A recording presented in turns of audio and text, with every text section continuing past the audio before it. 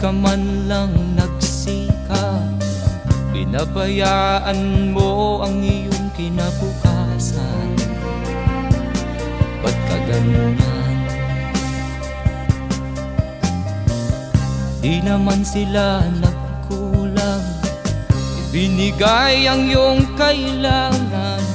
Bakit bumagsak ka sa kalokohan? Nagpabaya ka, lagi kang naglalasing, magulang mo'y di pinapansin. Nais lang naman nila'y sa iyong kabutihan.